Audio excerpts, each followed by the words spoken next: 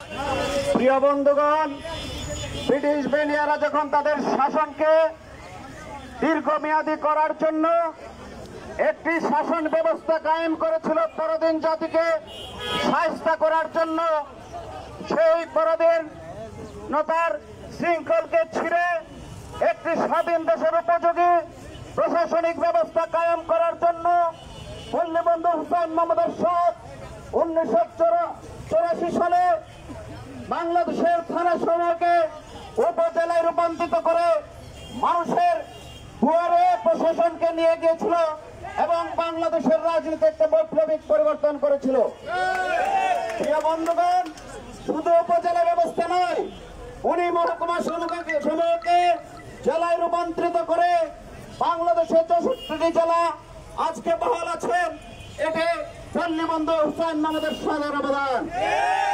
বন্ধুরা, আজকে বাংলাদেশের যেখানে যাবেন, যে প্রান্তে যাবেন, সাবেক রাষ্ট্রপতি এরশাদের উন্নয়ন দেখবেন এবং জাতীয় পার্টির উন্নয়ন দেখবেন। আপনারা জানেন 1991 সালে একটি কলমের পুঁথিতে এই উপজেলা ব্যবস্থাকে বাতিল করেছিল তৎকালীন বিএনপি সরকার, কিন্তু জনগণ এটাকে চায়, তার উপলব্ধি হিসাবে এটা আবার পুনর্বহাল হয়েছে। কিন্তু আমরা দেখলাম উপজেলা পুনর্বহাল করেছে, কিন্তু পূর্ণাঙ্গ উপজেলা হয়নি। উপজেলার আদালত সমূহকে জেলা পর্যায়ে নিয়ে এসে উপজেলা পর্যায়ে বিচার ব্যবস্থাকে জেলায় নিয়ে এসে মানুষের দুর্ভোগ কমে নেয়। তাই আজকের এই সমাবেশ থেকে আমরা দাবি জানাচ্ছি, অনতিবিলম্বে পূর্ণাঙ্গ উপজেলা বাস্তবায়ন করতে হবে এবং পূর্ণাঙ্গ উপজেলা বাস্তবায়ন করে সেখানে আদালত স্থাপন করতে হবে। প্রিয় বন্ধুগণ, আজকে কৃষিক্ষেত্রে বিপ্লব হয়েছে, মৎস্যক্ষেত্রে বিপ্লব হয়েছে, আজকে সামাজিক বনায়নে বিপ্লব হয়েছে, আজকে পশুপালনে বিপ্লব হয়েছে, চিকিৎসা মানুষের দূরগোড়ায় পৌঁছেছে। এর সমস্ত অবদান উপজেলা ব্যবস্থা কায়েম করার মধ্যে দিয়ে বঙ্গবন্ধু হুসাইন মোহাম্মদ এরশাদ করেছে। প্রিয় বন্ধুগণ, তাই আজকে এই সমাবেশ থেকে আমরা আহ্বান জানাচ্ছি, অনতিবিলম্বে পূর্ণাঙ্গ উপজেলা ব্যবস্থার কায়েম করতে হবে। বন্ধুরা, কিছুদিন যাবৎ আপনারা দেখছেন দেশে একটি অস্থিতিশীল পরিবেশ বিরাজ করছে।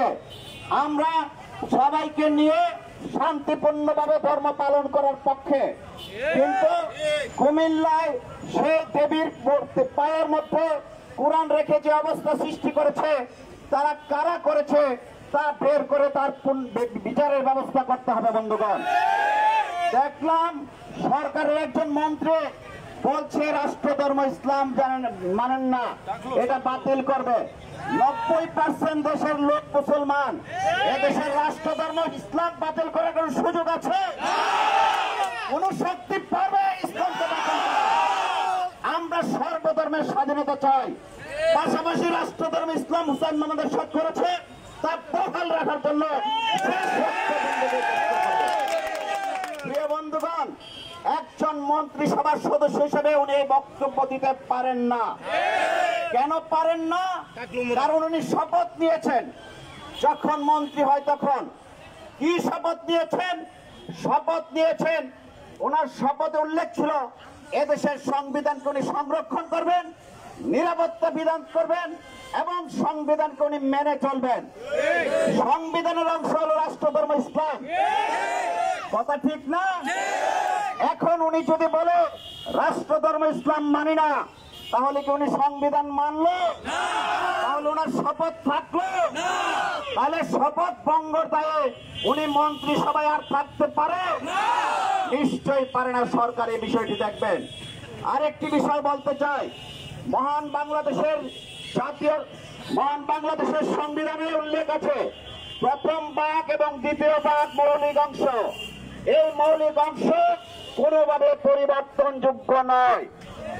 এই প্রথম ভাগের দ্বিতীয় 2 কয়ে উল্লেখ আছে রাষ্ট্র ধর্ম হবে ইসলাম, হিন্দু বৌদ্ধ খ্রিস্টান তাদের ধর্ম তারা স্বাধীনভাবে পালন করবে।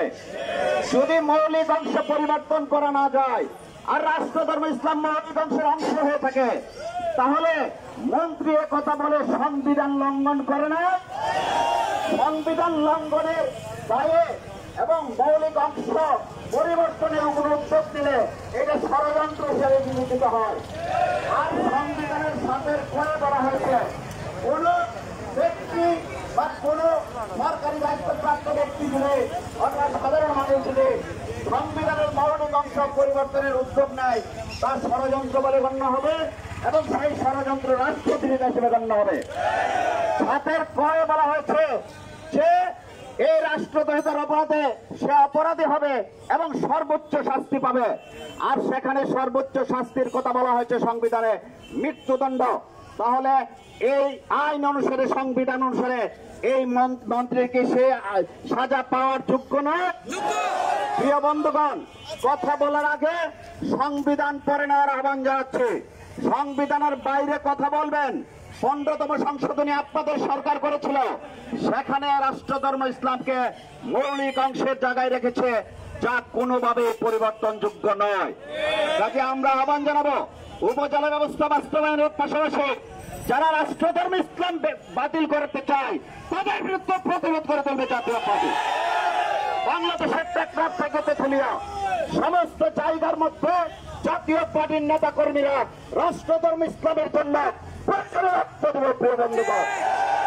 প্রিয় বন্ধুরা, আপনারা দীর্ঘক্ষণ যাবৎ আমাদের সমাবেশ এবং মিছিলে অংশগ্রহণ করেছেন, বিভিন্ন জায়গা থেকে এসছেন, অনেকে এটা কষ্ট করে এসছেন, সেজন্য আমরা আপনাদের প্রতি কৃতজ্ঞতা প্রকাশ করছি।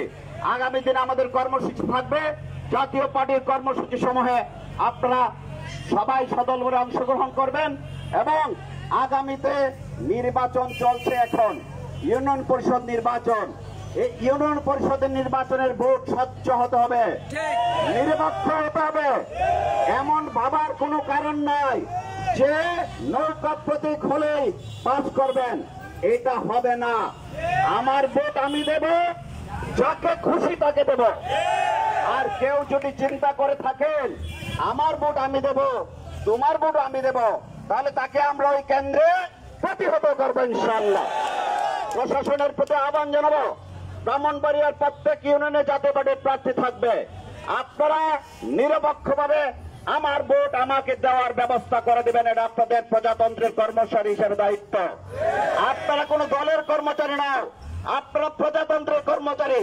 প্রজাতন্ত্রের কর্মচারী হিসেবে প্রজাতন্ত্রের নাগরিকদের ভোটকে দেওয়া নিশ্চিত করা আপনাদের দায়িত্বের মধ্যে পড়ে। আমরা আশা করব আপনারা সেই দায়িত্বটুকু পালন করবেন। প্রিয় বন্ধুগণ, একথা বলে আপনাদের সবাইকে আবারও ধন্যবাদ জানিয়ে এবং এই সমাবেশ এবং রেলি যারা উদ্যোগ নিয়েছেন, কষ্ট করে আয়োজন করেছেন, তাদের প্রতি কৃতজ্ঞতা প্রকাশ করে এবং ঢাকা থেকে আমাদের সহযোদ্ধা ছোট ভাই আল মামুন তার দল নিয়ে এসছেন, আমাদের ছাত্র সমাজের কেন্দ্রীয় সেক্রেটারি, তার প্রতি এবং তার দলের প্রতি আমরা কৃতজ্ঞতা প্রকাশ করে আজকের এই সংক্ষিপ্ত সমাবেশ আমরা এখানে সমাপ্তি ঘোষণা করলাম। আমাদের এরপরে পৌর কমিটি সেন্টারে যাবেন, যারা চেয়ারম্যান প্রার্থীরা আছেন তাদের ব্যাপারে আমরা বসবো, বসে সেখানে কিছু কথাবার্তা আছে, তারপরে আমাদের শেষ হবে। আর সাধারণ যারা আছেন তারা এখান থেকে বিদায় নিয়ে যাবেন। আল্লাহ হাফেজ। বাংলাদেশ জিন্দাবাদ। 9 বছরের সফল রাষ্ট্রনায়ক বঙ্গবন্ধু উমর হক, জি এম কাদের জিন্দাবাদ। সবাইকে ধন্যবাদ।